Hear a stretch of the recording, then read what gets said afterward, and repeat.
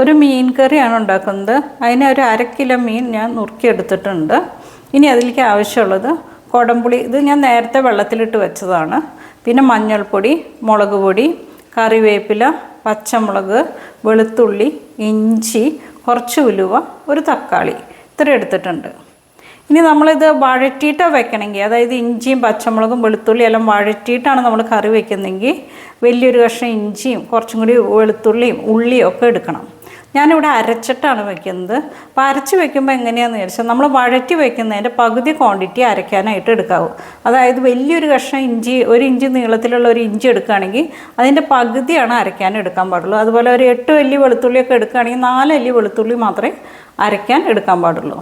അപ്പോൾ ഇത് ഞാൻ അരച്ചിട്ടാണ് എടുക്കുന്നത്. അതായത് ഇത് മുളക് പൊടി, മഞ്ഞൾപ്പൊടി, വെളുത്തുള്ളി, ഇഞ്ചി കൂടിയിട്ട് അരച്ചുകൊണ്ട് വരാം. മിക്സിയുടെ ജാറിലേക്ക് ഇഞ്ചി, വെളുത്തുള്ളി, മഞ്ഞൾപ്പൊടി, മുളക് പൊടി, മഞ്ഞൾപ്പൊടി. ഇനി കുറച്ച് വെള്ളം ഒഴിച്ചിട്ട് നല്ലതുപോലെ അരച്ചുകൊണ്ട് വരാം. ഇപ്പോൾ ഞാൻ മുളകൊക്കെ അരച്ച് വെച്ചിട്ടുണ്ട്, അരപ്പ് റെഡിയാക്കിയിട്ടുണ്ട്. തക്കാളി അരിഞ്ഞെടുത്തിട്ടുണ്ട്. തക്കാളി നിർബന്ധമില്ല. സാധാരണ മീൻ പറ്റിക്കുമ്പോൾ തക്കാളി ചേർക്കാറില്ല. പക്ഷേ തക്കാളി ചേർത്താൽ നല്ല കൊഴുപ്പും കിട്ടും, നല്ലൊരു രുചിയുണ്ട്. അതുകൊണ്ട് ഞാൻ തക്കാളി എടുത്തിട്ടുണ്ട്. പിന്നെ കറിവേപ്പിലയും ഈ പച്ചമുളക് 2ആയി കീറിയിട്ടുണ്ട്. ആദ്യം നമുക്ക് ഉലുവ പൊട്ടിക്കാം. ചൂടായ എണ്ണയ്ക്ക് ആദ്യം ഉലുവ ഇട്ട് കൊടുക്കാം. ഉലുവ ഒന്ന് മൂത്ത് വരണം. കുറച്ച് ഉലുവ ഇടാവൂ, അല്ലെങ്കിൽ ഒരു കയ്പ്പ് രുചി വരും. ഉലുവ നന്നായി പൊട്ടട്ടെ. ഉലുവ മൂത്തിട്ടുണ്ട്. നമുക്ക് പച്ചമുളക് ഇട്ട് കൊടുക്കാം. അതിൻ്റെ കൂടെ കറിവേപ്പില ഇട്ട് കൊടുക്കാം. ഇളക്കി നമുക്ക് നമ്മുടെ അരപ്പിട്ട് കൊടുക്കാം.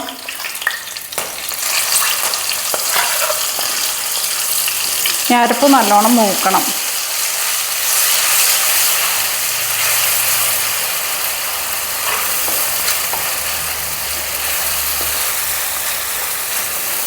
ഇപ്പോൾ അരപ്പൊക്കെ നല്ലോണം വഴന്ന് എണ്ണ തെളിഞ്ഞ് വന്നിട്ടുണ്ട്. ഇനി നമുക്ക് തക്കാളി ചേർക്കാം. ഇനി തക്കാളി ഇട്ടിട്ടൊന്ന് നല്ലോണം വഴന്ന് എണ്ണ തെളിഞ്ഞ് വരണം. അപ്പോൾ നമ്മുടെ അരപ്പൊക്കെ മൂത്ത് എണ്ണ തെളിഞ്ഞിട്ടുണ്ട്. ഇനി നമുക്ക് പുളിവെള്ളം ഒഴിച്ചു കൊടുക്കാം.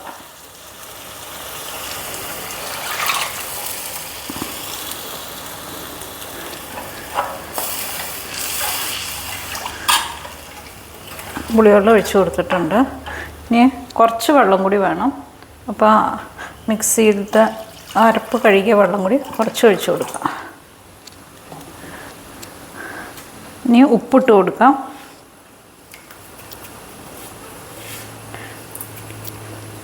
ഇനി ഇത് നല്ലോണം തിളയ്ക്കണം. ഇളക്കി യോജിപ്പിച്ച് ഇനി ഇത് നല്ലോണം തിളച്ച് കഴിഞ്ഞിട്ട് നമുക്ക് മീനിടാം. അപ്പോൾ നമ്മുടെ മീൻ കറി നല്ലോണം തിളച്ച് വന്നിട്ടുണ്ട്. ഇനി നമുക്ക് ഇതിനകത്തേക്ക് മീനിട്ട് കൊടുക്കാം.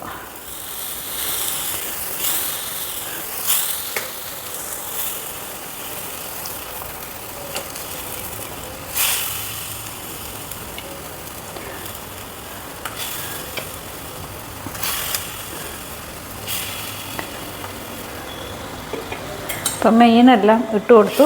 ഇനി ഒന്ന് ഇളക്കി യോജിപ്പിക്കാം.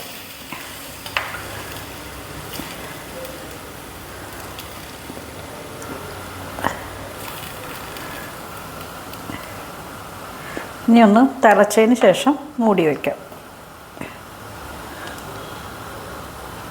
ഇപ്പം നമ്മുടെ കറി നല്ലോണം തിളച്ച് വന്നിട്ടുണ്ട്. ഇനി നമുക്ക് മൂടി വെച്ച് സിമ്മിൽ വേവിച്ചെടുക്കാം. നമുക്ക് നമ്മുടെ മീൻ കറി ഒന്ന് തുറന്ന് നോക്കാം. അപ്പം നല്ലോണം വെള്ളമൊക്കെ വറ്റി എണ്ണയൊക്കെ തെളിഞ്ഞ് മീനൊക്കെ വെന്ത് നല്ല റെഡി ആയിട്ടുണ്ട്. ഒന്ന് ചുറ്റിച്ച് കൊടുക്കാം. ഇത് ചാറ് എന്തോരം വേണമെന്ന് ഓരോരുത്തർക്കും തീരുമാനിക്കാം. കപ്പയ്ക്കൊക്കെ ആണെങ്കിൽ കുറച്ച് ചാറ് വേണ്ടി വരും. അപ്പോൾ ചാറ് എത്രത്തോളം വേണമെന്നനുസരിച്ച് വറ്റിച്ചെടുക്കാം.